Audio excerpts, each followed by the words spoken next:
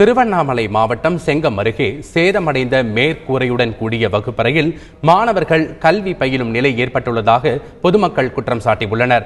செங்கம் அடுத்த கொட்டக்குளத்தில் இயங்கி வரும் ஊராட்சி ஒன்றிய நடுநிலைப் பள்ளியில் 400 மாணவர்கள் பயின்று வருகின்றனர். இந்த பள்ளியில் மரம் முறிந்து விழுந்ததில் 10ஆம் வகுப்பு கட்டடத்தின் மேற்கூரை சேதமடைந்துள்ளது. ஆனால் இந்த கட்டடத்திலேயே அமர வைத்து மாணவர்களுக்கு வகுப்புகள் நடத்தப்படுகின்றன. இதனால் மாணவர்களின் உயிருக்கு அச்சுறுத்தல் ஏற்பட்டுள்ளது. பொதுத் தேர்வுக்கு தயாராகி வரும் 10ஆம் வகுப்பு மாணவர்கள் அச்சத்துடன் பயிலும் நிலை உருவாகியுள்ளதாக மாணவர்களின் பெற்றோர் தெரிவித்துள்ளனர். கொட்டகுளம் பகுதியில் பிரிஞ்சு போன ஸ்கூலில் உட்கார வச்சுட்டு இருக்காங்க பசங்களை, 10th மாணவர்களை, பொது தேர்வு எழுதக்கூடிய மாணவர்களை ஆபத்தான சூழ்நிலையில் படிச்சுட்டு இருக்காங்க. சுமார் 50 மாணவர்கள் உள்ளே இருக்காங்க. என்ன ஆகுமோ ஏதாகுமோன்னு சொல்லிட்டு பயந்து படிச்சுட்டு இருக்காங்க. அந்த பயத்திலே படித்த இதெல்லாம் கூட மறந்துடுவாங்க உங்களுக்கு. அந்த ஒரு சூழ்நிலையில் இருக்காங்க.